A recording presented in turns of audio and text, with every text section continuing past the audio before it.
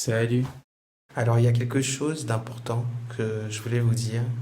Et là, je m'adresse surtout à ceux qui, d'un point de vue professionnel, connaissent la langue française. Et eux, tout particulièrement, ne pourront pas s'empêcher à chaque fois d'aller chercher dans l'étymologie, la sémantique, pour essayer de trouver l'origine des mots. Mais ça, même moi, je l'ai fait. Au début, je l'ai beaucoup fait. Et même aujourd'hui, je continue à le faire parce que c'est intéressant, c'est complémentaire. Mais il y a quelque chose qu'il faut bien comprendre, c'est que la langue des oiseaux est cachée. Elle est censée être secrète. Donc c'est tout à fait logique qu'elle n'obéisse pas aux mêmes règles que la langue française.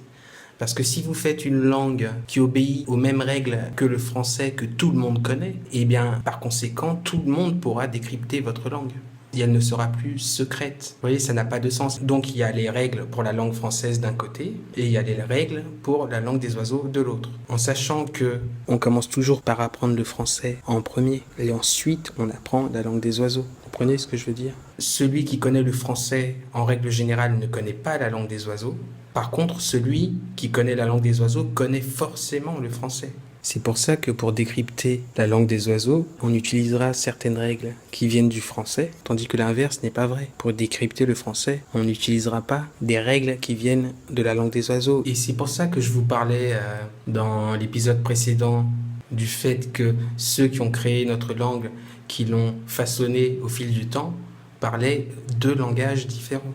Donc il faut bien faire cette distinction et comprendre que ce n'est pas parce que dans le français ça ne va pas coller au niveau de l'étymologie, de la sémantique, etc., que dans la langue des oiseaux ça ne colle pas non plus. Vous voyez, c'est vraiment différent, quoi. Même si l'un se sert de l'autre, puisque l'un connaît l'autre, tandis que l'autre, dans 99% des cas, ne connaît pas la langue des oiseaux. Revenons juste un moment sur la clé, vous savez, capit, capot, capote. C'est beaucoup plus simple que ce que je vous ai dit. Je me suis rendu compte que capit et capot, justement, ou capote, sont des déclinaisons de la clé cap, tout simplement, puisque le mot cap existe. Et le cap, c'est bien ce qui est devant nous.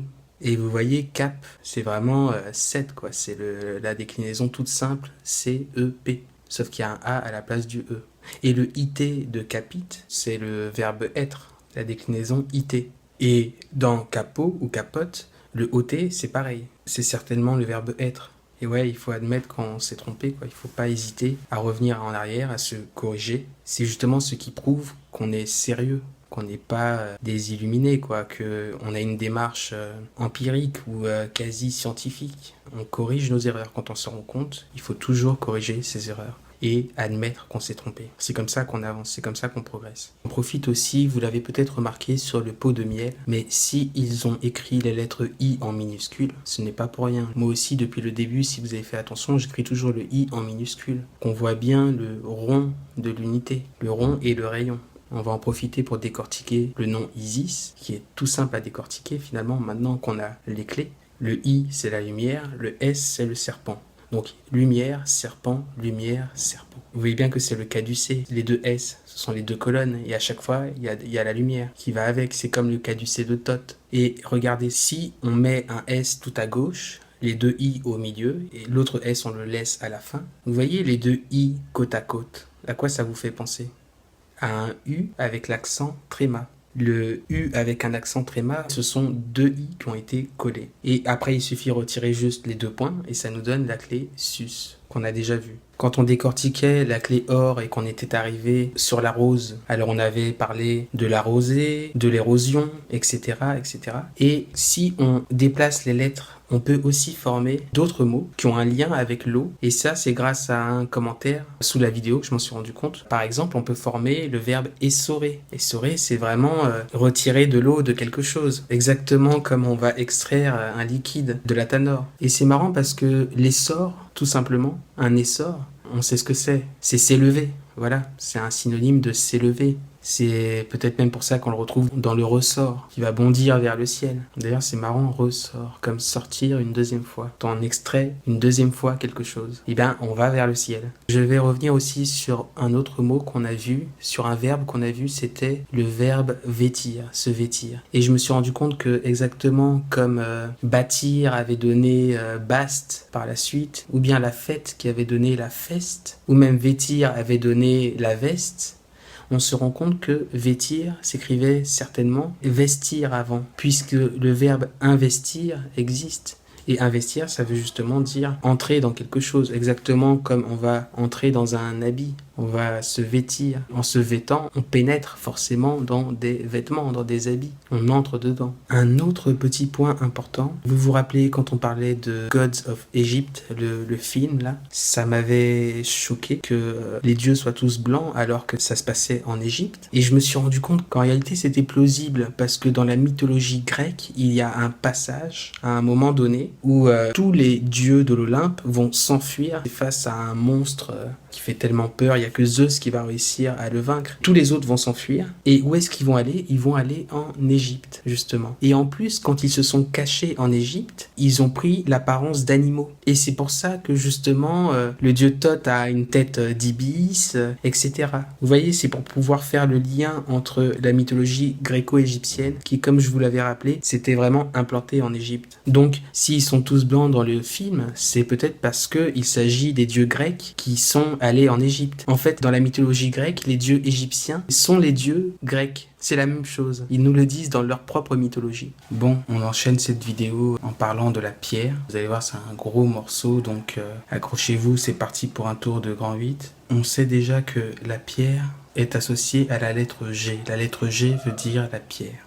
Alors le G peut être décliné, ça peut être le G tout simplement, ça peut être le G avec un E accent aigu, ça revient au même, ça se prononce G, et le E accent aigu peut aussi s'écrire ER, donc ça peut être GER, mais qui du coup, c'est là où il faut faire attention, se prononce plutôt GER parfois, comme dans Germain. Donc commençons par ça. Prenons des mots assez simples où la lettre G symbolise la pierre. Commençons d'abord par rappeler que on retrouve le G pour la pierre dans le mot magie, comme on avait vu. Alors bien sûr, il y a aussi la racine mag ou mage avec un J, qui veut dire grand en latin. Mais peut-être justement que, même en latin, le mag, ça veut dire Angers. Bon, continuons. Vous allez voir pourquoi je dis ça. Prenons le mot gant par exemple. Un gant. ANT, c'est juste le suffixe. La racine même du mot, c'est la lettre G, qui veut dire la pierre. Et il faut savoir qu'en France, le gant a été très important à une époque. On a même été parmi les meilleurs d'un point de vue de la fabrication, de la manufacture. Le gant avait une importance dans la société. Quand vous jetiez vos gants au visage de quelqu'un, c'était le provoquer en duel. Quand vous étiez de l'élite, vous aviez toujours des gants à une époque. Quand vous n'en aviez pas, on voyait tout de suite que vous faisiez partie de la populace. On le voit très bien dans Cyrano de Bergerac, dans la scène au début, quand il lance un duel au prétendant de celle dont il est amoureuse, sa cousine. À un moment donné, son adversaire lui dit « Vous n'avez pas de gants, vous n'avez pas de gants ». Vous voyez, c'est carrément un autre suffixe. Ces grands airs arrogants. Un hobereau qui n'a même pas de gants. Qui sort son ruban, son bouffette, son gants. Moi, c'est moralement que j'ai mes élégances. Il suffit! Je n'ai pas de gants? La belle affaire. Il m'en restait un seul, d'une très vieille paire, lequel m'était d'ailleurs encore fort importun. Je l'ai laissé dans la figure de quelqu'un. Et on voit que c'est la racine gans qui a donné, par exemple, l'élégance ou même l'arrogance. On peut même parler de manigancer. Mani, c'est un préfixe qui veut juste dire manuel, avec les mains. Comme dans manivelle, par exemple. Il faut utiliser ses mains pour tourner une manivelle. Manipuler, Manitou. Oui, Manitou, c'est juste mani, tout pour tout, en fait. Donc celui qui a une main sur tout, une main mise sur tout. Le grand Manitou, ou même des manières, un manuel, une manucure, la manutention, la manufacture dont je parlais tout à l'heure, etc. etc. Le prénom Emmanuel, on retrouve bien Manuel dans Emmanuel. En général, les Emmanuels sont manuels, même s'il y a d'autres façons de décortiquer, bien sûr. Donc continuons, j'étais sur le gant. Prenons le mot gant, justement, gardons le gant et changeons le A en E, parce qu'il y a aussi un suffixe ENT, comme dans parent. Et là, ça nous donne gens, les gens. C'est même ce mot qui a donné le mot gentil, les gentilshommes. Comme ça qu'on appelait avant les chevaliers, etc. Les gens de la bonne société, les gentilshommes, gentlemen en anglais. Maintenant, passons à un mot qui est important, le mot géant. Vous voyez, G, on a juste mis le E, G, en. C'est exactement comme gant, sauf que là, on a écrit le G avec un E aigu après, ce qui revient exactement au même puisque ça se lit G, géant. Un géant est en G. Mais même la racine même du mot, c'est le G, c'est la pierre. Et la figure du géant est très importante, que ce soit dans les mythologies ou même dans les religions. Et comme par hasard, très souvent, les géants sont en pierre ou sont associés à la pierre. Mais j'y reviendrai un peu plus tard. Et pourquoi je vous parlais de la magie au début ? Parce que mag, ça veut dire grand, justement. Angers, ça veut dire grand, mag. Et il se trouve que géant, Angers, à l'envers, ça veut dire aussi grand. Bon, on avait vu déjà la geste avec le verbe être, ou le geste, le beau geste, et du coup ça donnait des mots comme gestion, gestionnaire, etc.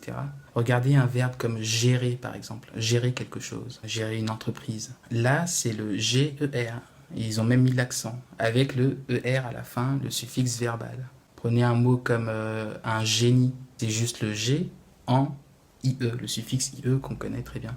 Un génie, il est en pierre. Mais vous savez, parfois le en fait c'est on, puisque le E on peut le changer en O. Donc si c'est on, c'est la lumière, donc c'est la pierre de lumière. C'est ça un génie. Le génie, c'est celui qui arrive à trouver la pierre de lumière peut-être. Regardez un verbe intéressant comme gâter, quelque chose qui va se gâter, donc se décomposer, comme l'œuvre noire. La première partie du grand œuvre, on passe toujours par la décomposition pour pouvoir réaliser la pierre de lumière. Et donc ça a donné le verbe gâter. Et c'est marrant parce que vous voyez pourquoi c'était important de s'intéresser au verbe être. On comprend tout de suite que le AT avec l'accent circonflexe, c'est le verbe être. Donc est la pierre. Et vous voyez que c'est exactement la même racine qu'on a pris, le gâte là, pour faire le mot gâteau par exemple. Mais pourquoi ? Parce qu'un gâteau se met dans un four, exactement comme un alchimiste va mettre son creuset dans un four. Il a toujours besoin d'un four pour travailler, comme un cuisinier justement.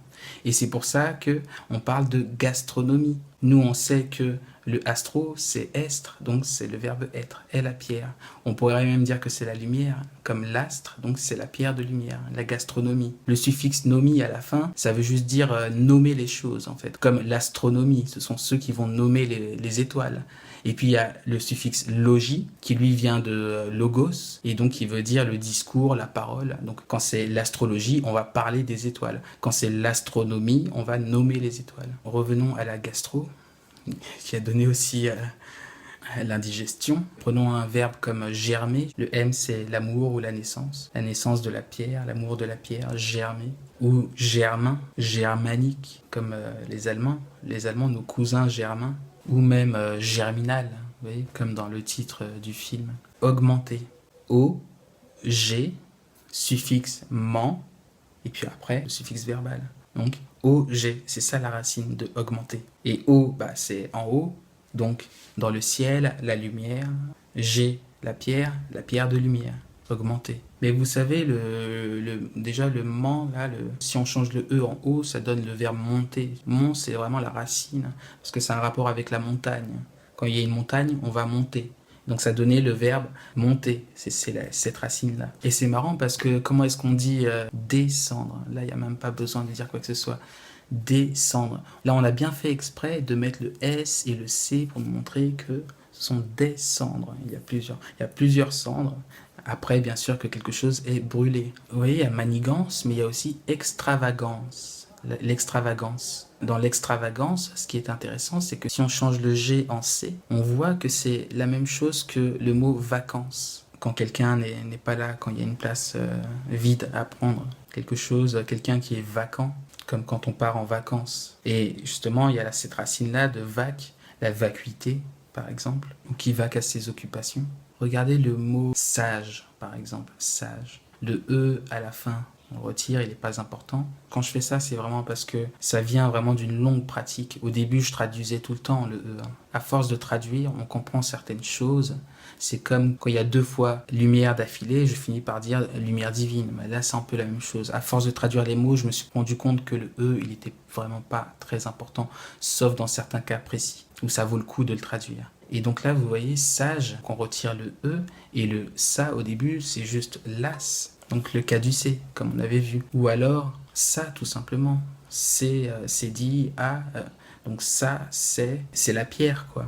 Mais je pense que c'est plutôt las, la pierre dans le caducé, ou la pierre dans le creuset. Le sage, c'est vraiment celui qui a atteint la pierre de lumière. C'est ça que ça veut dire. L'aigle, quand on le décompose, là, on a vraiment l'impression que c'est la pierre de lumière. E-G-L. est la pierre de lumière. Et il y a un truc intéressant à savoir sur l'aigle, c'est que Achille, en fait, ça veut dire l'aigle. Achille, le nom même de Achille, ça veut dire aigle.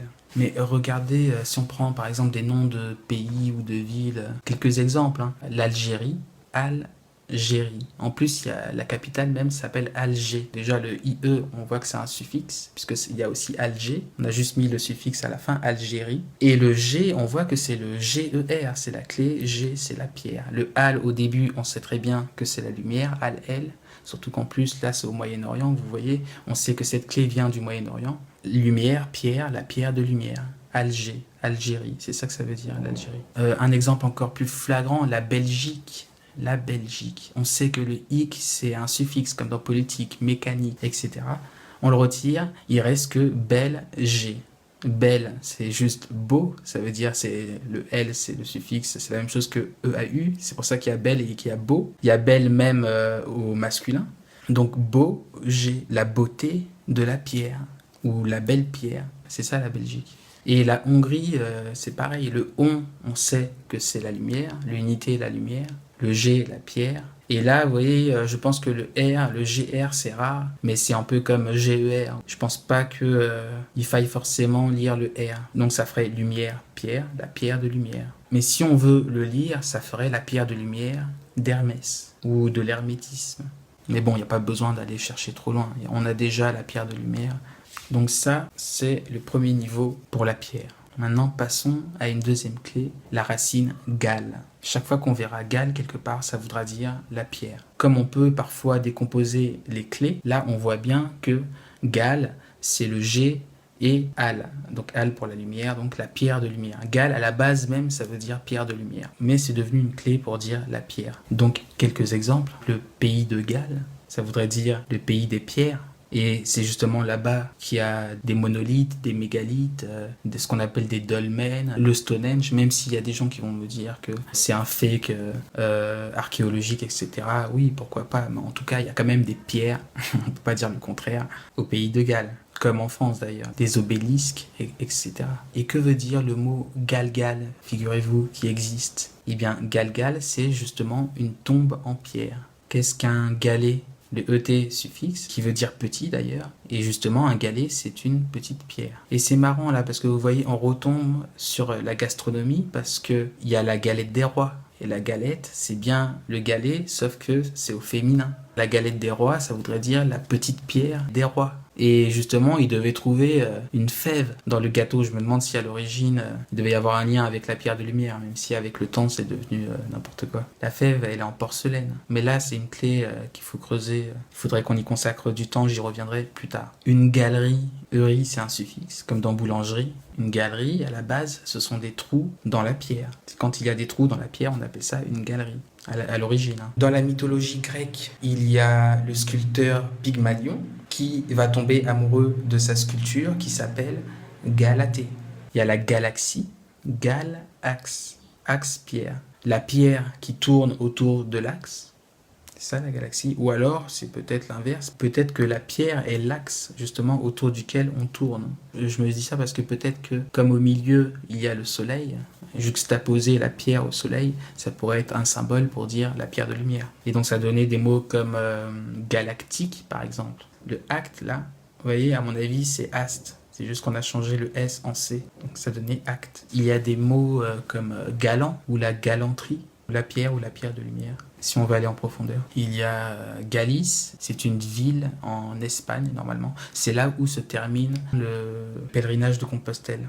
Vous voyez, c'est marrant parce que Galice, il suffit juste de changer le G en C et ça nous donne le calice, la coupe, le Graal. Vous voyez, la pierre, la coupe, quand je vous disais que les symboles sont connectés entre eux. Mais on peut aussi parler de Galilée, par exemple. Gal, il est. Il est Galilée, il est pierre. Il est la pierre. Ou même le galop du cheval, on retombe sur le cheval. Un gala, vous voyez, un gala, quand l'élite va se retrouver quelque part C'est pas une critique, hein. Mais un gala de bienfaisance, en général, forcément, c'est pour récolter des fonds, donc il faut que les gens qui viennent soient un minimum aisés, c'est logique. Et on peut aussi faire des liens avec le monde maritime, qui était vraiment important, vous savez. Plus on remonte dans le temps, plus le monde maritime est important. Et surtout qu'avant, il n'y avait pas d'avion, il n'y avait pas les voitures d'aujourd'hui, vous deviez partir loin, et surtout vous deviez changer de continent, bah, c'était obligé de prendre un bateau, hein. Et nous, on sait en plus que la mer, c'est la lumière. L'encre est un symbole vraiment très important en fait, beaucoup plus que ce que je pensais quand je vous en ai parlé précédemment. Et c'est pour ça que je l'aborderai plus tard quand on parlera du poisson. Et donc c'est pour ça qu'on retombe sur des mots qui ont un lien avec les bateaux, etc. Comme par exemple une galère, les bateaux sur lesquels on galérait, hein. Ou même un galion, ou encore galoband, c'est une sorte de cordage là qu'on utilise sur les bateaux. Quand on gravit la hiérarchie militaire, on prend des galons. C'est devenu pareil au sens large. Prendre du galon, c'est monter dans la hiérarchie. Galon, pierre de lumière. Maintenant, intéressons-nous à d'autres mots où la clé est moins évidente. Parce que là, vous voyez, à chaque fois, ça commence par gal, donc c'est facile de comprendre. Mais des fois, c'est en plein milieu du mot. Regardez le mot Graal, par exemple. C'est l'association de deux clés. La clé Ra, ou Ré, qui symbolise le dieu solaire de la mythologie égyptienne, donc qui symbolise la lumière. À chaque fois que vous verrez Ra ou Ré, ça fera référence à la lumière.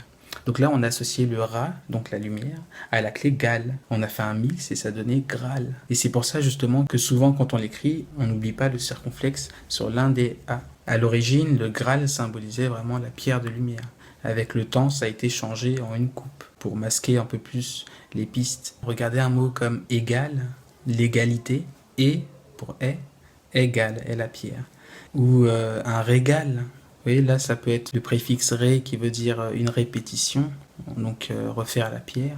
Ou alors, ça peut être le ré en référence à Ré, ce qu'on a vu plus haut, le dieu Ré, donc la lumière, la pierre de lumière. Ce qui est légal. On voit vraiment en plus que c'est, comment on appelle ça, un palindrome, je crois, en tenant compte du graphème. C'est-à-dire que c'est un mot qui peut se lire vraiment dans les deux sens, quoi. C'est comme s'il y avait marqué légel, ou bien la gale, ou la cigale.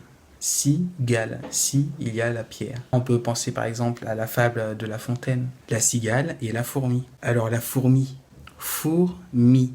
Bien sûr, si on va en profondeur, on sait que le mi, il y a juste à inverser les lettres, à changer le M en N, et tout de suite ça nous donne 1, comme l'unité, comme la lumière dans le four. Et quelque part, c'est marrant parce que si vous regardez une fourmilière, ça ressemble quand même pas mal à un athanor. D'autant plus qu'il y avait des athanors faits avec de la terre, vraiment, hein. Mais nous, on va le lire vraiment au premier degré, c'est-à-dire d'un point de vue phonétique. Fourmi, mis comme le verbe mettre, donc mis au four, a été mis dans le four, mis au four. Et il y a la cigale devant, donc la cigale et la fourmi. Si la gale est mise au four, si la pierre est mise au four. La cigale et la fourmi. Mais il y a plein de clés comme ça cachées dans les contes de La Fontaine. La Fontaine d'ailleurs. Mais là c'est plus un hasard qu'autre chose parce que c'est vraiment son nom, quoi. C'est comme Jeanne d'Arc, d'Arc, de la lumière. Mais c'était vraiment son nom. Tous nos noms sont liés à la chimie. Tous les noms sont liés à la chimie. Il y a aussi la migale. Comme on a vu, mi c'est 1, sauf que là c'est un Y. On avait vu l'astragale. On peut aussi parler du Sénégal. Pays, le Sénégal, c'est, donc c'est, né, en, on inverse, c'est en gal, c'est en pierre. Vous voyez, c'est marrant parce que quand on parlait du gala, si on prend le mot qu'on a vu dans l'épisode d'avant, la caste, si on change le C en G, ça nous donne la pierre. Pierre, est la pierre. Donc la caste se retrouve au gala. On va voir, il y en a plein d'autres comme ça. Mais tous les mots qui ont un lien avec l'élite en général font une référence directe à la pierre de lumière. On va faire la même chose qu'avec le verbe être. C'est-à-dire qu'on va changer avec les graphèmes le A en O. Et donc là, ça va nous donner Gaule ou Gaule. Ça dépend de comment on le prononce. Là, par exemple, on peut citer la Gaule. Sauf que là, bien sûr, c'est écrit AU à la place du O, mais c'est exactement la même clé. Exactement comme il y avait le pays de Galles, eh ben, il y a la Gaule avec les Gaulois. Mais il y a aussi la gaule, qui est un outil. En fait, c'est une longue perche au bout de laquelle il y a un filet. Elle permet d'attraper les fruits mûrs dans les arbres. Et c'est pour ça que, à long terme, le verbe gauler s'est mis à signifier attraper au sens large. Mais à la base, c'était en référence à cet outil-là. Et là, vous voyez, il y a des jonctions, des déductions que je vous laisse faire vous-même, mais que vous devez faire. Parce que si attraper un fruit mûr c'est la même chose que la pierre, il y a un lien avec la pierre, c'est pas pour rien. On a déjà pu le voir jusqu'ici, qu'on utilise souvent des fruits comme symbole. On a vu le raisin, par exemple. Mais il y a aussi la pomme, qu'on creusera plus tard dans un autre épisode. Et c'était pareil pour la quête. Si la quête est associée à la pierre, c'est peut-être pour nous dire quelque chose. C'est pour nous dire que si il y a bien une question que l'on doit se poser ou une quête que l'on doit effectuer, c'est bien celle de la pierre de lumière. Vous voyez, on parlait du géant tout à l'heure, qui veut dire en G, donc en pierre. Eh bien, il y a le golem. Et le golem, il est toujours associé soit à la terre, soit à la pierre. Déjà, le golem dans la mythologie hébraïque, il a été fait avec de l'argile. De la même manière que Prométhée a fait les hommes avec de l'argile, d'ailleurs. Il y a des géants dans la mythologie grecque. Il y a les titans, il y a les cyclopes. La mère des géants, c'est Terra Mater, c'est Gaïa. C'est la terre-mère. On nous dit bien que les géants sortent de la terre. Et si vous faites attention, dans tous les films, dans toutes les histoires, à chaque fois, le golem, en général, il est en pierre. Dans Le Seigneur des Anneaux, dans l'Histoire sans fin, à chaque fois que vous verrez un golem, il est presque toujours en pierre. Bien sûr, après, avec le temps, les jeux vidéo, etc., il y a des gens qui se sont mis à faire des golems de feu, des golems de glace, pour faire les 4 éléments, etc. Mais à l'origine, c'est la terre et la pierre. Bon, il y a un truc intéressant à comprendre, et surtout important, je pense, pour la suite, c'est que les alchimistes associent la terre à la pierre. Et quand on s'y penche un peu, on se rend compte que c'est pas si bête que ça, en fait, ça se tient. Parce que si vous allez sur une plage, par exemple, le sol qui est sous vos pieds, c'est du sable. Et le sable, on sait qu'il est en grande partie composé de roches. Bon, bien sûr, il y a des petits morceaux de coraux, des petits morceaux de coquillages, mais en très grande partie, c'est de la roche qui s'est désagrégée, qui s'est effritée, qui est tombée en 1000 morceaux avec le temps. Donc, la terre qui est sous nos pieds est parfois de la pierre. Là, je prends l'exemple de la plage, mais si on va dans un désert, par exemple, regardez ce désert, la terre qui est sous nos pieds, c'est bien de la pierre. Et c'est marrant parce que là, vous pensez que c'est en Afrique, hein? Eh ben non, c'est en Californie. Là, par contre, c'est dans le Sahara, en Afrique. Donc, vous voyez, il y a des déserts un peu partout sur la Terre. Et c'est littéralement de la pierre étalée sur une distance telle qu'on finit par croire que c'est la même chose que la Terre qui est sous nos pieds. Finalement, je pense que les alchimistes croient que la pierre, c'est de la terre qui s'est durcie avec le temps et sous l'influence de divers facteurs. Un peu comme ils pensent que les 7 métaux qu'on avait vus plus tôt sont en fait le même métal, sauf qu'il va évoluer avec le temps. Avec le temps, il va perdre ses peaux, ses couches successives pour finalement devenir de l'or. Seulement, ce processus s'étale sur une période qui est tellement longue qu'on ne peut pas s'en rendre compte à l'échelle d'une vie humaine. Ce serait comme ne pas comprendre que les montagnes, les chaînes de montagnes, c'est de la tectonique en fait. Ce sont 2 plaques terrestres qui dans leur collision ont formé des montagnes. C'est un peu la même chose. On ne l'a jamais vu ça de nos propres yeux. Et pourtant on le sait. Ça s'étale sur des périodes immenses. Vous voyez, c'est un peu la même chose. On peut même aller plus loin parce que là, il y a même quelqu'un qui me demandait de faire un récapitulatif, si j'ai bien compris, du grand œuvre. Et c'est ce qu'on va faire là, et vous allez comprendre que la terre et la pierre sont liées déjà. Je vais partir du principe que les tours à gauche et à droite du roi et de la reine permettent d'extraire la matière et les émotions. D'accord ? Imaginez les 3 tours de la Tanor. Donc, sur les côtés, il y a le roi et la reine, et au milieu, il y a Saturne. Donc, on commence le grand œuvre en mettant la materia prima dans la tour du milieu, d'accord ? Ensuite, avec la tour du roi, donc le soleil, on va retirer le sel, la matière, donc on va extraire du noir, un liquide noir, et ce qui va rester dans la tour du milieu sera blanc. Ensuite, on va utiliser la reine, donc l'autre tour, là c'est la lune, pour extraire les émotions, le soufre. Et donc ce qui restera au milieu, dans la tour du milieu, sera rouge, ce sera la lumière. Et vous voyez, c'est pour ça que parfois il y a une petite ambiguïté au niveau des couleurs.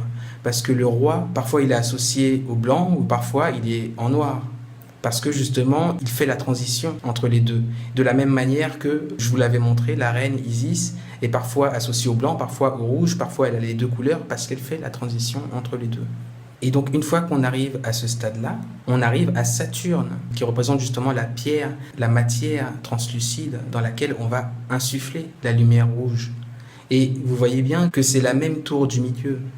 On part du sel pour arriver à Saturne, dans la tour qui est au milieu. Donc on part de la terre, le sel, la terre, donc la matière, pour arriver à la pierre.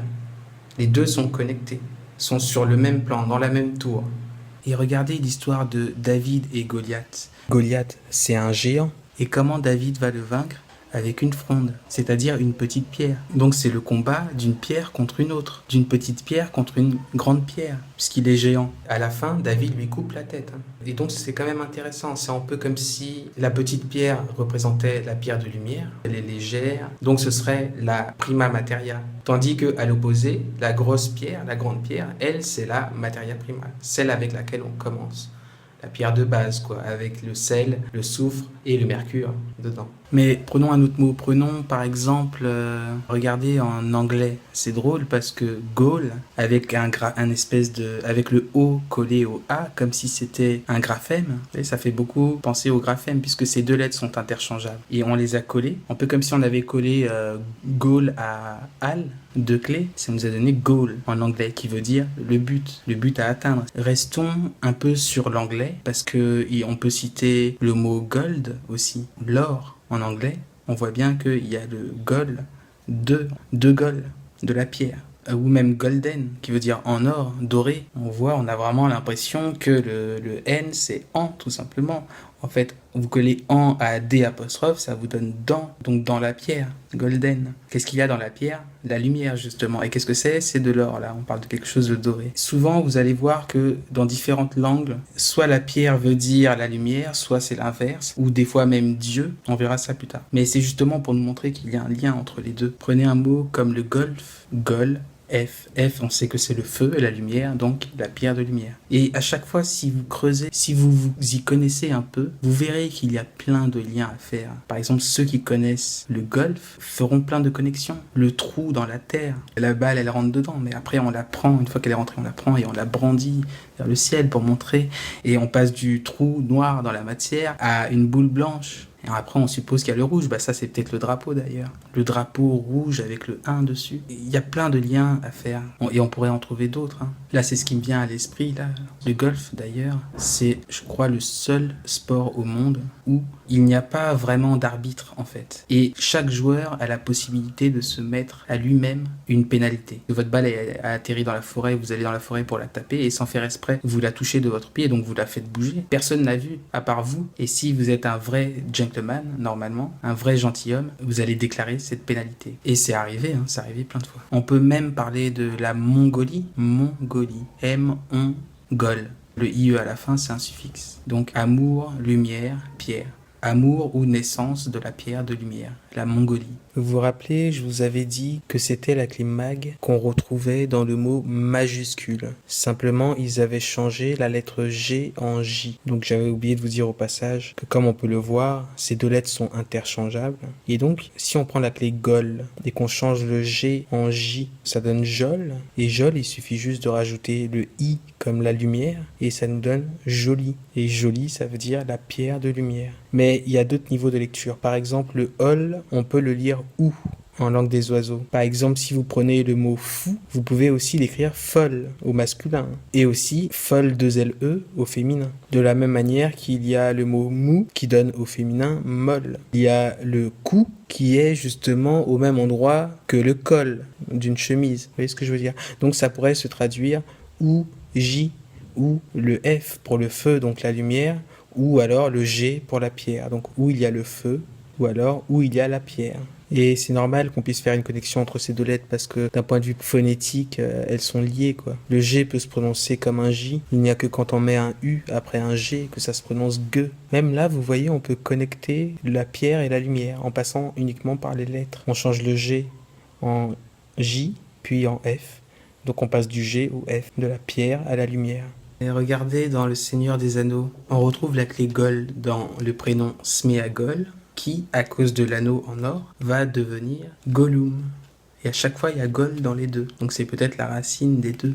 Et d'ailleurs, en parlant de l'anneau en or, vous verrez, c'est parce que là, j'ai toujours pas eu le temps, mais j'ai fait toutes les recherches pour vous prouver que ce que j'avais dit, justement, la dernière fois, c'était certainement proche de la réalité, on va dire ça comme ça. Parce qu'il y a vraiment beaucoup d'indices qui montrent qu'en fait, l'auréole, donc un anneau qui brille, vient de l'Ouroboros. L'Ouroboros dans sa version où il n'est qu'un cercle, pas un 8, auquel on a rajouté la lumière. Et c'est en référence à ça qu'il y a l'anneau en or dans Le Seigneur des Anneaux. Maintenant, intéressons-nous à la version avec un E. Donc, c'est pas Gal ou Gol, c'est plutôt gel. Ça nous a donné le gel quand quelque chose est gelé, mais il ne faut pas confondre avec la gelée, qui en fait fait référence à la gélatine. Vous voyez, la gelée qu'on met sur nos cheveux quand on a les cheveux lisses, ce n'est pas la même chose que le gel, on est d'accord. Maintenant, vous devez vous dire, mais ça n'a aucun lien avec la pierre, le gel qui est de l'eau, qui est liquide, ou la gélatine. Mais vous allez voir, c'est assez subtil et il faut du temps pour comprendre. Mais moi, j'ai mis des mois à comprendre. C'est un peu comme ce qu'on avait vu avec la clé sel,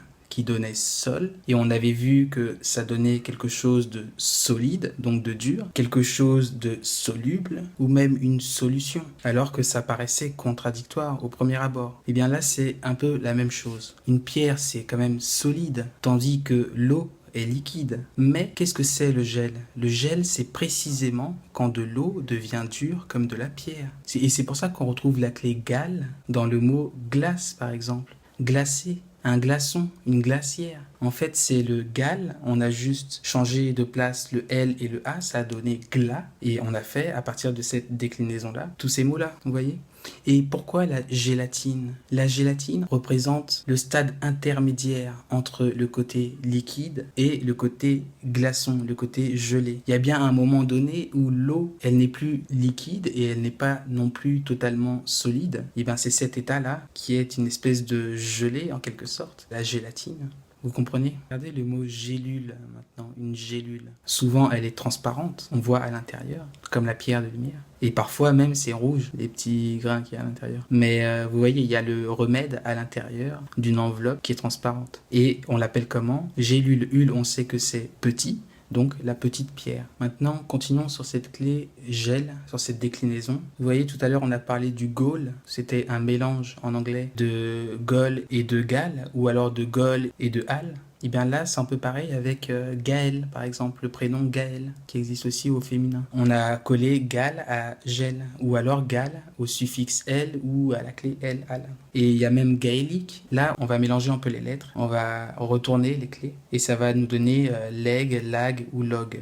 Et donc, élaguer, par exemple, le fait d'élaguer un arbre, une plante. Les jardiniers savent de quoi je parle. D'ailleurs, on peut le faire avec une serpe. Et vous savez à quel point l'arbre est important. L'arbre et le bâton. Le bâton est un arbre qu'on a élagué. Bon, il y a un truc qui est intéressant à comprendre. Regardez les mots stalactite et stalagmite. Déjà, le sta, on sait que c'est ast, donc est, donc le verbe être. C'est juste le verbe être. Ensuite, il y a lac ou lag. Et là, on voit que c'est la clé lag, sauf que dans un cas, on a changé le G en C et ça donnait lac. Et après, il y a encore le mythe et le tite. Mais ça, on y reviendra plus tard. Mais vous constaterez déjà que les stalagmites et les stalactites sont quand même de la pierre. Des excroissances de pierre là dans les grottes. Avec l'eau, en plus l'eau et la pierre, les deux symboles. Mais regardez des mots comme légal, quelque chose de légal, la légalité.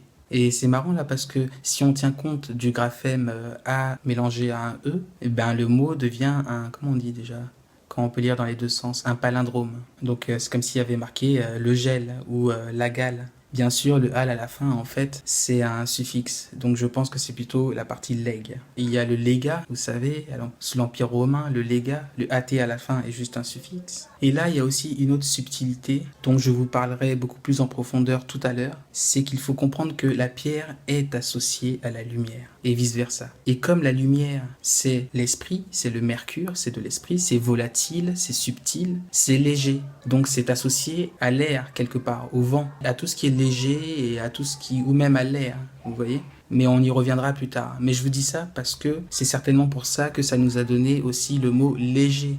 Le R à la fin est juste un suffixe. Là, ça n'a rien à voir, mais ça a aussi donné le mot léguer, le fait de léguer un héritage. On lègue la pierre de lumière en héritage, par exemple. Il y a aussi le mot légume. Le hume à la fin est un suffixe, comme dans agrume. Regardez maintenant un truc qui est assez drôle. C'est normal au début si vous ne comprenez pas, mais à la fin vous allez comprendre où je veux en venir. Si on prend le mot pot, par exemple, en réalité le EAU est juste un suffixe. La racine du mot c'est P, comme le père, la transmission. C'est pour ça d'ailleurs qu'on peut le mettre dans la même famille que le mot pelle. C'est juste le P et le L, c'est le même suffixe mais au féminin, O-L. Et ça a donné pelle. Creuser la terre, donc creuser la matière. Bref, on le retrouve par exemple dans le mot drapeau. Et dans le mot drapeau, alors il y a plusieurs niveaux de lecture, bien sûr. Ra c'est la lumière, le dieu solaire égyptien, la lumière, po, ou alors on peut enlever le suffixe, et ça donne de Ra, père de Ra, transmission, la transmission de Ra, la transmission de la lumière. Et donc ce qui est intéressant, c'est que si on prend le mot flageolet, on retrouve la clé lag, flageolet, flage, suffixe L, ensuite suffixe ER, verbal. Donc flageolet qui veut dire retirer. Retirer quoi? Retirer ses peaux en se flagellant. Et ce qui est drôle, c'est que si on prend le mot drapeau qu'on vient de voir, mais en anglais, eh bien on l'écrit flag. Alors le hasard fait bien des choses quand même. Et en fait flag, quand on le décompose, F, lag. F, on sait que c'est le feu, donc la lumière. Lag, c'est gal, donc la pierre de lumière. Le drapeau est super important. Dans une guerre, votre drapeau tombe, c'est comme si vous aviez perdu.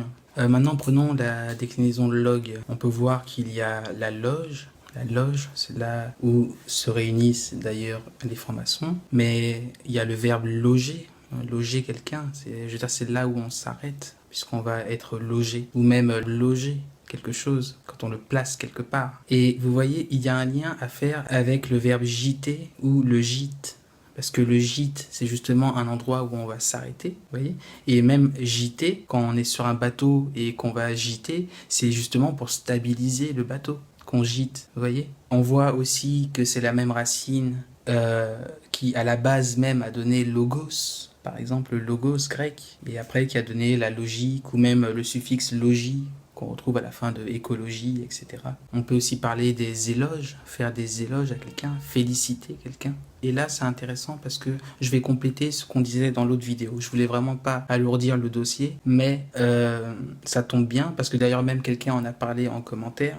On peut décliner toutes ces clés-là avec un i à la place du e, parce que le e, c'est rare et c'est souvent justement avec le verbe être qu'on peut le voir. Mais la lettre e peut être remplacée par un i. D'ailleurs, en anglais, le e se prononce i. A, B, C, D, E, F, G. Et même quand on l'écrit 2 fois de suite, alors là, on est obligé de le lire i. Et donc, vous voyez, il y a la déclinaison ist, mais il y a aussi i avec un accent circonflexe, comme dans le gîte, justement. En fait, la racine, c'est le G. Le it, c'est le verbe être. Mais il y a aussi IST, comme justement dans logistique, vous voyez. Et il y a d'autres exemples. Et donc maintenant, continuons à mélanger les lettres et prenons cette fois-ci les déclinaisons gla, glo ou gle. Et donc on avait déjà parlé de la glace, du glaçon, etc. Mais il y a aussi le verglas. Et là, on a même associé le vert au glas. D'ailleurs, je crois que le verglas, très souvent, est transparent. Il y a vraiment le côté vert, voire à travers. Un mot comme l'angle. Donc, angle, angle, angèle. Donc, en gale, en pierre, en pierre. L'angle est en pierre. D'ailleurs, même peut-être parce que le cube a des angles, des coins, des angles. Ça vient peut-être de là, je dis ça comme ça. Et sinon, c'est aussi peut-être pour ça qu'on le retrouve dans l'Angleterre. Angle, terre, la terre de l'angle, la terre finalement, où il y a la pierre. Mais vous savez, le en, encore une fois, on peut le lire en, mais on peut aussi le lire on, puisque le a, on peut le changer en o, et donc ça donnerait l'unité, la lumière, donc la pierre de lumière. L'angle, c'est aussi la pierre de lumière. Donc l'Angleterre, c'est la terre de la pierre de lumière. Vous voyez, il y a toujours un lien avec la pierre, comme la Gaule ou bien le pays de Galles. Bon, il y en a moins avec ces déclinaisons-là, mais je vous en cite quelques-uns. Comme par exemple, il y a le glossaire. On voit que les 2 S, ça peut être une référence au caducée. Et le R, c'est un suffixe. Ou alors, il n'y avait qu'un seul S, comme le serpent. Et puis, bien sûr, pour que ça fonctionne avec le suffixe, on a rajouté un 2e S. Comme ça, souvent, pour que ça se prononce bien, on peut rajouter des lettres supplémentaires. Là, pour pas que ça fasse glossaire, pas terrible, on s'est dit on va mettre un S, ça va faire glossaire. Et vous voyez, c'est drôle parce qu'on parlait du gant tout à l'heure. Le gant, c'est la pierre. Et bien, comment est-ce qu'on dit gant en anglais? Ça se dit glove. Et glove, on retrouve le glo de gol. Après, on peut continuer comme ça, on pourrait certainement trouver plein des moins évidents. Vous savez, il y a plus de 30 000 mots dans la langue française, de 32 à 35 000 mots, selon les dictionnaires. Bon, alors il y aurait plein d'autres déclinaisons à faire, comme par exemple ALG, ELG, OLG. Par exemple, une algue retombe sur la végétation comme germer, etc. Et même, vous voyez, les noms Algérie et Alger dont on parlait tout à l'heure, si on part du principe que le ER à la fin est un suffixe, comme le IE, donc la racine du mot, ce serait algue. On retombe encore sur la pierre. Une autre version de Galles. Après aussi, c'est peut-être aussi parce qu'il y a beaucoup de pierres en Algérie. Il y a des endroits désertiques, etc. Vous pouvez vous amuser à en trouver d'autres. Parce que si moi je continue, on va y passer toute la journée. Et au bout d'un moment, ça rend fou, quoi. Mais prenons juste un exemple de la version EGL. Comme il y aurait AGL ou OGL. Et du coup, avec le EGL, on a par exemple l'église. Église, le ISE à la fin, is est juste un suffixe, comme dans franchise par exemple, donc la pierre. Et en même temps, ça rejoint aussi le fait que l'église ait été bâtie sur le trône de Saint-Pierre. Saint-Pierre. Maintenant, imaginons une seconde que dans toutes ces déclinaisons de clés, on remplace le G par un C. Je vais vous donner quelques exemples, mais pas autant, sinon ça se terminerait jamais. Mais juste quelques exemples pour que vous voyez les connexions qu'on peut faire. Avec la déclinaison cal, ça nous donne des mots comme calmer. Le M, c'est l'amour ou la naissance. L'amour ou la naissance de la pierre, c'est être calme, se calmer. Quand on arrive à ce stade-là, il faut se calmer. Peut-être que c'est ça que ça veut dire. Au stade de la naissance de la pierre, il faut calmer le jeu, éteindre le feu ou j'en sais rien. Ou même le verbe caler, caler. C'est intéressant avec le mot calcul, parce que le cul, à la fin, c'est comme ce qu'on avait vu avec le cul la dernière fois, vous vous rappelez? Si ça s'écrit avec un L, c'est parce que on le retrouve aussi dans culture, par exemple, ou dans culinaire. C'est parce que ça vient de luc, lux, qui veut dire lumière en latin. Le X, on peut le remplacer par un S ou un C, on le sait, donc ça a donné Luc, comme plein de prénoms, comme Luc, Lucas, Luke Skywalker. La lumière qui marche sur le ciel. C'est ça que ça veut dire Luke Skywalker. Et donc là, vous voyez calcul, ça voudrait dire la pierre de lumière. Et même d'un point de vue médicinal, les calculs rénaux, par exemple, c'est bien un caillou qui bouche un trou, un orifice, ou j'en sais rien, mais un caillou qui bouche, calculs rénaux. Ou même à l'école, quand on fait des calculs, c'est pour nous dire qu'il y a quelque chose qui bloque, et nous, on doit trouver la solution pour débloquer la situation. Mais quand on s'intéressera au monde de l'école, vous verrez qu'il y a tellement de connexions. On travaille dans une classe, par exemple. Classe. C-L-A-S. CELAS. On travaille sur des matières. La matière. On travaille sur la matière quand on est à l'école, etc., etc. Mais on s'y intéressera, on reviendra quand on parlera plus en profondeur du mot clé. Enfin, de la clé, clé. Il y a aussi calcifier. Le fier, je vous avais déjà dit, on y reviendra aussi plus tard en profondeur avec la clé faire, mais ça peut se traduire comme le verbe faire. Donc en fait, si on fait la pierre, on calcifie, on brûle, quoi. Vous voyez la connexion? Il y a le verbe calquer, faire une copie. Vous savez, la pierre, il y a la première et il y a la deuxième. Au début et à la fin. La pierre est associée à la terre, donc c'est pareil. La materia prima et la prima materia. La pierre, tout à la fin, le cube, c'est une copie quelque part. Sauf qu'on l'a vidé, on a retiré ce qu'il y avait à l'intérieur pour pouvoir mettre la lumière. Regardez la version avec un O. Il y a le col, bon ça on l'avait déjà dit, c'est ce qui est en haut, en règle générale. Ou même le verbe coller, comme on a dissous au début. Ensuite on va coaguler, coller, on fait le chemin inverse, quoi. Vous voyez, on va fixer la lumière à l'intérieur. Mais il y a aussi la colère, le R à la fin, c'est juste un suffixe. J'ai oublié de vous le dire. Mais le col, c'est aussi une autre clé. C'est une déclinaison d'une autre clé qui s'écrit K-H-O-L, le col. Et le col, c'est de l'antimoine. Mais ça, il faudra qu'on y revienne plus tard. Mais en tout cas, le col, c'est une clé importante qui peut s'écrire aussi C-2-O-L. Vous voyez, quand on dit cool en anglais, d'où ça vient cool en fait? Cool, peut-être que ça veut dire le col. On le retrouve aussi dans alcool. Vous voyez, je vous avais parlé de l'alcool. Alcool, le col de Dieu. ou la lumière dans le col. Mais ça, on y reviendra plus tard. Là, on s'intéresse à la pierre. Donc la colère, vous savez, faire la pierre de lumière, c'est pas évident. Hein. Il y a un moment donné, vous allez vouloir abandonner, vous allez être en colère. Il va falloir que vous travailliez sur vous, que vous remettiez en question. C'est pour ça qu'il y a toute la voix royale dans la tête. Maintenant que j'y pense, peut-être que cette histoire de voix sèche, humide et royale, elle s'applique aussi vraiment d'un point de vue terre à terre en alchimie. C'est-à-dire que peut-être que la voix sèche, c'est en fait la tour du soleil, puisque ça chauffe, ça brûle. Peut-être que la voix humide, c'est la tour de la lune, puisqu'à chaque fois, on voit qu'elle est associée à de l'eau. On peut le voir sur les cartes du tarot, par exemple. Vous savez, on arrive à la fin, au bassin qu'on avait vu à la fontaine. Enfin, vous voyez, c'est vraiment associé à de l'eau. Et peut-être que la voie royale, au milieu, tout simplement, c'est Saturne. L'un n'empêche pas l'autre, hein. L'un n'invalide pas l'autre. Peut-être que les deux fonctionnent. Et là, vous voyez, on peut encore faire une connexion entre la terre et la pierre, puisque à travers la déclinaison CEL, donc sel, on retombe sur le sel. Sauf que là, le S est écrit avec un C, le sel qu'on a déjà vu, qui veut dire enfermer. Et justement, on va enfermer la lumière dans la pierre. Vous voyez là, si on retourne si on mélange un peu les lettres, par exemple, à la place de cal, on a le lac. Et là, c'est intéressant. Vous vous souvenez, je vous avais dit que dans Excalibur, c'était important le fait qu'au début, c'est la dame du lac qui sort l'épée pour la donner. Et vous voyez le lac, qui est d'ailleurs calme, c'est de l'eau, mais qui est calme, contrairement à une rivière, un fleuve, un océan, etc.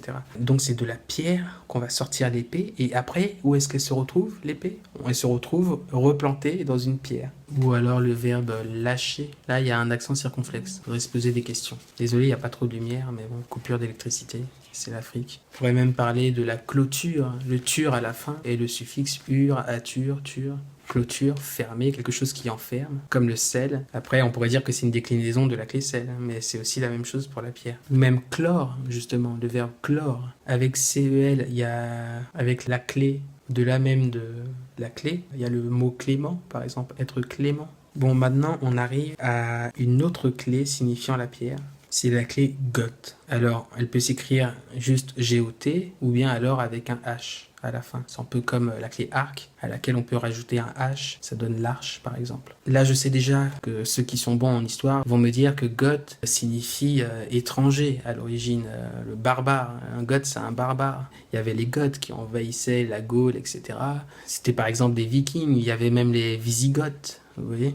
Mais Goth, en fait, en LDO, ça veut vraiment dire la pierre. Mais vous savez, parfois, la pierre, dans certaines langues, ça veut dire la lumière. Et comme je vous avais dit, parfois, ça veut même dire Dieu. Là, vous voyez, dans plein de langues nordiques, Goth ou Gut ou God avec un D à la fin, même comme en anglais, ça veut dire Dieu. Vous voyez là, avec God, on voit bien que le D a été changé en T. Notre premier exemple de ce qu'on disait la dernière fois. Souvent, dans les langues nordiques, le D devient un T. Si on décompose la clé Goth, c'est un G avec OT. OT, ça peut être le verbe être, comme on le sait, donc peut-être la lumière, ou est la pierre, ou alors hot, comme eau en français. En haut, il y a la lumière, il y a le feu, donc c'est hot. C'est chaud. Donc, ça revient au même. Ça revient à la pierre de lumière. Mais c'est comme Gal. En fait, finalement, même si ça veut dire en profondeur la pierre de lumière, c'est une clé qui veut dire la pierre, au sens large, dans la majorité des cas. Vous voyez, il y a ce qui est gothique, par exemple, les cathédrales, etc.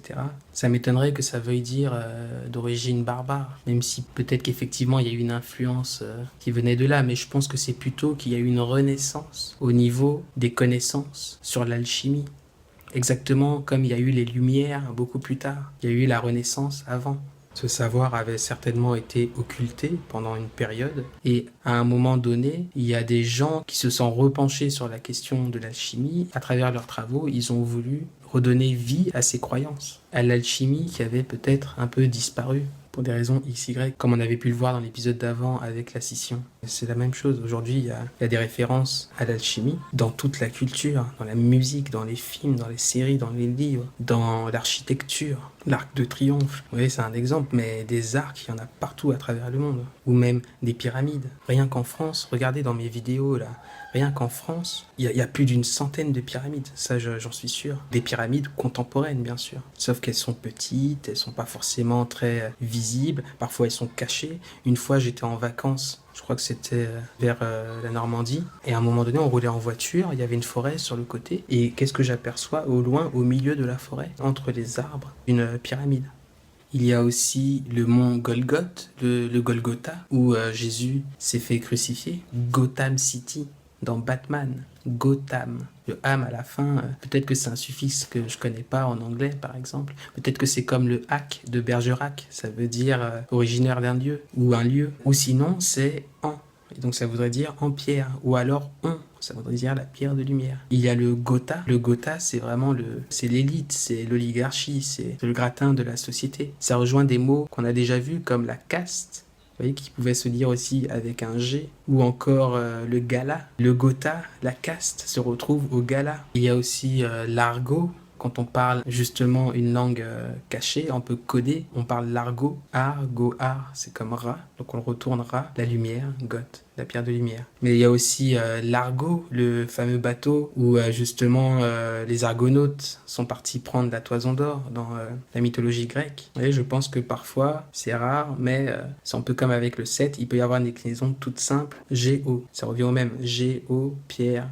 O, donc ciel. Pierre ciel, pierre lumière. Un ragot, c'est la même chose mais à l'envers. Et là on voit bien le rat. Ou même regardez ergoter. Ergoter, ça veut dire tourner autour du pot, grosso modo. Mais c'est un lien avec la pierre. Le pot, c'est le creuset, évidemment. On sait que tous les récipients font référence au creuset. Donc tourner autour du pot, ça veut dire tourner autour de la vérité. Donc CQFD, le pot, c'est la vérité. Le creuset, c'est la vérité. Il y a aussi dégoter, vous voyez, trouver quelque chose, trouver la pierre. Vous voyez, là, c'est un exemple du fait que parfois, au début, le D, c'est pas forcément le préfixe qui signifie le contraire. Parfois, ça veut juste dire de. Parce que là, ça veut pas dire le contraire de goth, de goter, le contraire de la pierre. Non, ça veut dire de la pierre. Mais il y en a d'autres, des exemples comme ça, des exemples plus flagrants. À chaque fois, j'y pense, mais j'oublie de noter. Et il y a aussi l'escargot qu'on retrouve dans la souris verte. Escar, ça veut dire le feu. Et ça, si vous avez vu l'explication, vous saurez déjà. Donc feu, pierre, la pierre de lumière.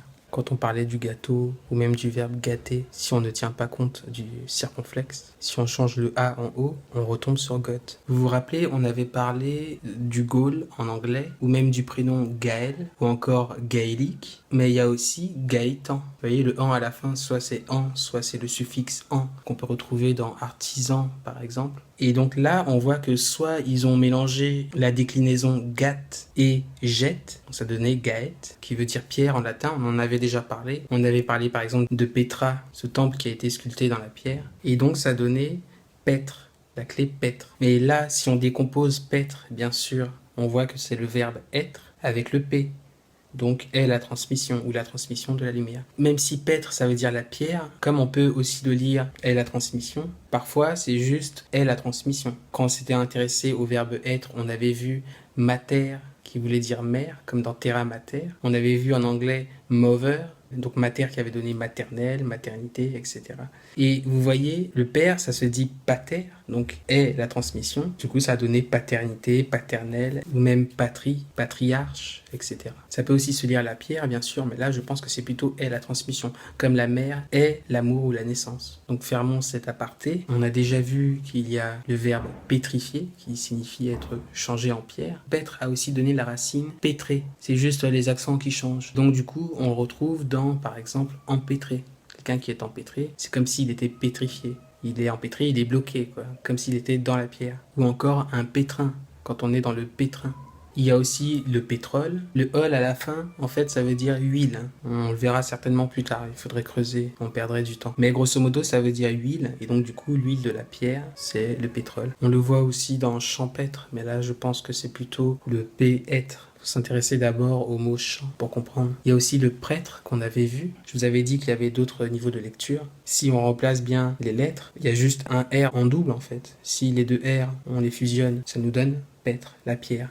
Ou alors si on garde l'autre R et qu'on considère que c'est Hermès, du coup la pierre d'Hermès ou de l'hermétisme. Il y a même rousse-pété, parce que cette clé peut s'écrire pété, justement. Rousse, c'est le rouge. On sait que la lumière est rouge, et c'est associé à la pierre. Donc c'est forcément la pierre de lumière. Rousse-pété, c'est comme, ça rejoint la colère de tout à l'heure. On rousse-pète parce qu'on n'est pas content, on n'a pas le résultat escompté, etc. Il faudra réessayer. Peut-être qu'on n'a pas d'abord assez travaillé sur soi. Parce que vous savez, l'alchimie, c'est... Il faut écouter un peu Buren Stenas pour mieux le comprendre, parce que lui, il est vraiment opératif. Il y a un moment donné où l'expérimentateur aura aura une importance dans l'expérience. Ce qui n'est pas le cas en général. Si vous faites de la chimie ou de la physique, etc., vous respectez juste la recette à suivre, peu importe la personne qui respectera la recette, ça se passera toujours de la même manière. Mais là, non. Et c'est pour ça que justement la voie royale est importante. Parce que pour pouvoir allumer le feu à l'intérieur de quelque chose, il faut d'abord avoir allumé, entre guillemets, le feu qui sommeille en nous. On a toujours besoin d'un feu pour allumer un autre feu. Il faut des étincelles avec des silex, des allumettes, un briquet, etc. pour pouvoir allumer du feu. Il se transmet, un peu comme Prométhée qui a volé le feu pour nous le transmettre. Et là, justement, on arrive à quelque chose qui est intéressant parce que vous voyez que paître peut donner péter. Exactement comme péter, avoir des gaz. Tiens, écoute, tu as... Alors là, je sais déjà qu'il y en a qui vont rire, mais pourquoi est-ce que ça a un lien avec la pierre de lumière ? Là, on arrive vraiment à quelque chose qui est important. C'est-à-dire que péter, ça fait référence à des gaz qu'on va extraire, on est d'accord. Et je pense qu'à l'intérieur, la lumière a la forme d'un gaz, en fait. La lumière est dans un gaz qui ressemble un peu à une fumée. Donc du coup, à une fumée rouge. C'est pour ça que, regardez sur cette illustration, vous vous êtes pas demandé pourquoi au milieu, là, le personnage, son corps, c'est de la fumée rouge. Ou même sur ces autres illustrations que je vous avais montrées avant, où on extrait une sorte de... Enfin, je dis de la fumée, ou c'est de la vapeur, c'est un gaz, hein. Parce qu'il y a plusieurs stades. D'abord, on prend quelque chose qui est solide. Quand on va le décomposer avec la chaleur, il va devenir liquide. Si on continue de le décomposer, ce liquide va s'évaporer et va devenir un gaz, vous voyez ? Et c'est dans ce gaz-là qu'il y aura la lumière. Si on continue, il y aura la lumière après. C'est pour ça que ce gaz est rouge. Et c'est pour ça que depuis le début, depuis vraiment le début, à chaque fois que je vous parle de cette étape-là, j'utilise le verbe insuffler exprès. Parce que on le voit vraiment dans certaines illustrations. Quelqu'un qui va souffler. Je vous en avais déjà parlé d'ailleurs. Parfois, c'est dans un espèce de... Ça ressemble à un instrument de musique, une sorte de clarinette, un tuyau tout fin là. Il y a cette notion d'extraire, puis ensuite d'introduire, d'insuffler ce gaz. Dans quoi ? Dans la pierre justement. Et on en vient aussi à cette séquence que je vous montre souvent pour vous parler de la pierre de lumière. Dans Harry Potter, il y a tout un tome où il est sujet de la pierre de lumière. Mais ce n'est pas celle-ci qu'il nous montre. C'est une pierre plutôt basique, comme celle-ci. On creusera en profondeur après l'aspect. Mais elle est comme ça, la pierre qu'il nous montre. Et même vous, si vous tapez sur Internet, pierre philosophale, vous allez toujours tomber sur ces versions-là. Je ne pense pas que quelqu'un ait déjà pris une photo de la pierre philosophale et encore moins les publier sur Internet. Plus Internet, c'est récent, etc. Et moi, je vous montre toujours un autre extrait où les élèves vont recevoir du courrier de leurs parents avec les chouettes et il y a un des élèves qui, de ses parents, va recevoir dans cette boîte en forme de cube, bon, en même temps vous me direz une sphère est forcément dans une boîte qui a la forme d'un cube, cette pierre de lumière. Ça me rappelle même quelque chose qui m'avait marqué, qu'un grand alchimiste apparemment avait dit, je me souviens plus du nom, c'est toujours comme ça avec moi, je suis désolé mais ça remonte à des années, par contre je me souviens ce qu'il avait dit, ça m'avait marqué, et il avait dit que dans toutes ses œuvres, là où on pensait qu'il avait le plus parlé d'alchimie, en réalité c'est là où il en avait le moins dit, et inversement, là où on pensait qu'il n'en parlait pas du tout, en réalité c'est là où il en avait le plus dit. Vous voyez, c'est une quenelle, comme on pourrait dire, c'est une astuce de l'auteur, c'est un clin d'œil aux vrais alchimistes qui sauront bien sûr que c'est celle-ci la vraie pierre de lumière. Même si, bien sûr, ça n'invalide pas tout ce qu'il dit sur l'autre. Mais pour tromper celui qui n'a pas compris que ça a la forme d'un gaz, bien sûr, il montre l'autre pierre. Prenons même le mot gaz. Et là, je vais vous donner d'ailleurs une autre clé, c'est une lettre. C'est la lettre Z. La lettre Z, en fait, est tout simplement un N qu'on a basculé sur le côté. Donc à chaque fois que vous verrez un Z, la plupart du temps, ça voudra dire N. Donc par exemple, prenons le gaz. Il y a le G, le A et le Z. Le Z, on le retourne, donc ça donne en G. Le on, ça peut être on, bien sûr, comme l'unité, etc. Mais on peut prendre d'autres exemples. Prenez par exemple 0. Si on retourne le Z, ça donne ne comme une négation. Et rho, on le retourne, ça donne or. Donc n'est pas la lumière. C'est normal puisque c'est le 1, la lumière. C'est pas le 0. Ou si on prend même Barthez, vous voyez, nous on connaît la clé Barthes. On sait que c'est le Berthe, on sait que c'est le ver, la vérité cachée. Et le S à la fin, c'est juste en. C'est peut-être aussi un suffixe dans une langue latine, hein. Mais peut-être aussi que Barthez est purement français. Il y a des noms comme ça qui sont vraiment français, on ne s'en rend pas compte. Par exemple, je vous donne un exemple, mais là c'est plus pour ceux qui ont déjà vécu, qui sont déjà passés en Afrique. Il y a un prénom qui est très populaire, c'est Fanta. D'ailleurs même Alpha Blondy a fait une chanson qui s'appelle Fanta Diallo. Fanta, en fait, il y a d'autres mots où on retrouve cette clé. Fanta, ça veut juste dire « est en feu ». donc est en lumière. Et c'est pour ça qu'on le retrouve justement dans un fantasme, par exemple, un fantassin, ou fantastique, fantasmagorique, etc., etc. Le prénom Fanta peut-être a été utilisé en Europe pendant un temps, j'en sais rien, faudrait chercher peut-être. Et il a disparu. Par contre, en Afrique, il est toujours là. Peut-être aussi que Fanta vient vraiment d'un dialecte africain, j'en sais rien, mais c'est quand même drôle. Il y a quand même des coïncidences. Vous voyez, il y avait aussi le verbe paître. Les animaux qui vont brouter les plantes, etc. On avait vu est la transmission, mais ça peut aussi se lire à la pierre. Et il y en a d'autres, comme par exemple, même dans apôtre, vous voyez, je vous avais dit qu'il y avait d'autres niveaux de lecture. Apôtre, à la pierre. D'ailleurs, c'est drôle parce que c'est peut-être la même racine qui a donné le verbe apostropher. Et donc du coup, là, on voit bien que la version O circonflexe est devenue OST.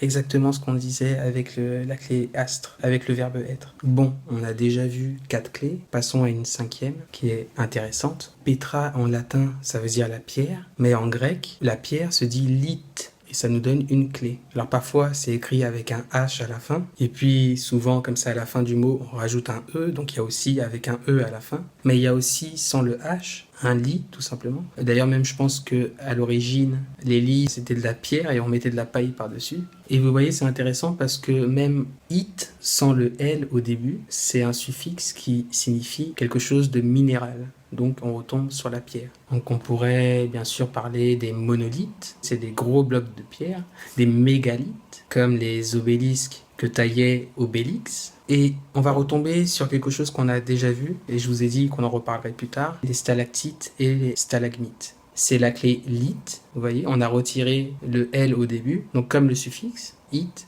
Et au début, on a mis la lettre M pour le verbe monter, ça donnait mythe, ou alors T pour le verbe tomber, et ça donnait tit.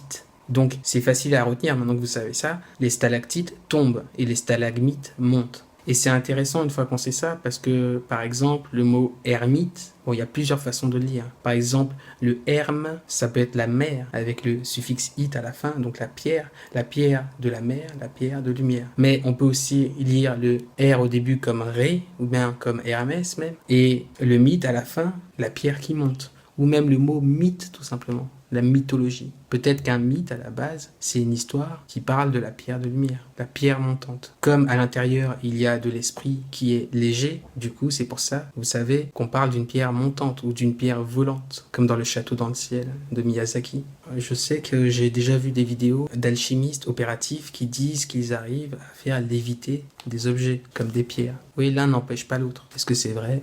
J'en sais rien. Après, la lévitation quantique existe. D'ailleurs, je vais vous mettre des vidéos là. Ça existe vraiment, au point de vue scientifique. Il y a aussi l'élite. Le « et », ça pourrait être le verbe « être ». « Est », « lit », « est la pierre ». Ou bien ça pourrait être « elle », comme au-dessus, donc la lumière, etc., etc. Il y en a d'autres. Cherchez, vous allez trouver. Maintenant, passons à une 6e clé.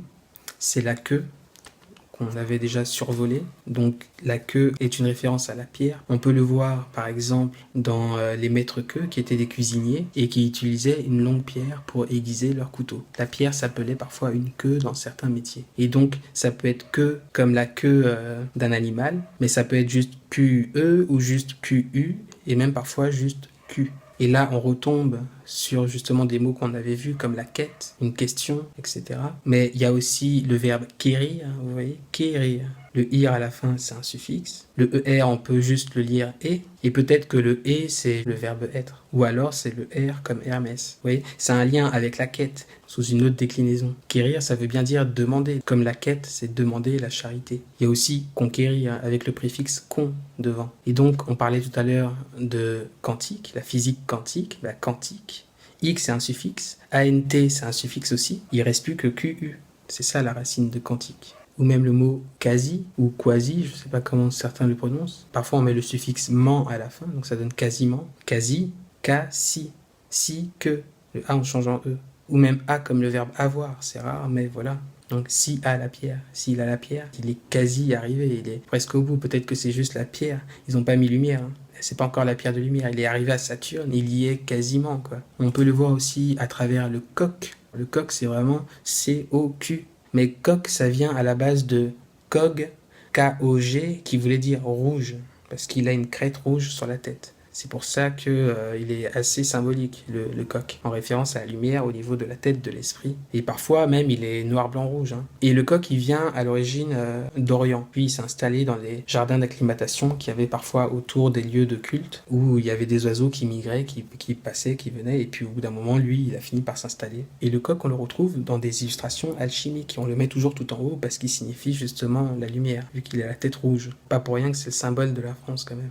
Donc vous voyez, on s'était intéressé à la poule et même à l'œuf. Maintenant, on est arrivé au coq. Et donc, si on décompose coq, vraiment la version francisée, C-O-Q, c'est O comme en haut le ciel, la lumière, donc c'est la lumière. Q comme la pierre, donc c'est la lumière pierre, c'est la pierre de lumière, le coq. Prenons d'autres mots, prenons le briquet par exemple. Bris, la racine bris, ça veut dire briser, tout simplement. Qu'est le ET, soit c'est le verbe être, soit c'est un suffixe tout simplement. Donc c'est QU, donc la pierre. Briser la pierre. Et c'est normal, c'est quand même un silex à la base qu'on brise pour faire des étincelles. C'est pour ça qu'on le retrouve aussi dans le mot brique. Une brique, c'est quand même une pierre qu'on a brisée. Faire une brique, on est d'accord. Ou même dans le prénom Brigitte. Je suppose que si on va à la racine, ça se trouve, ça veut dire briser la pierre. Peut-être que les Brigitte aiment les maçons, j'en sais rien.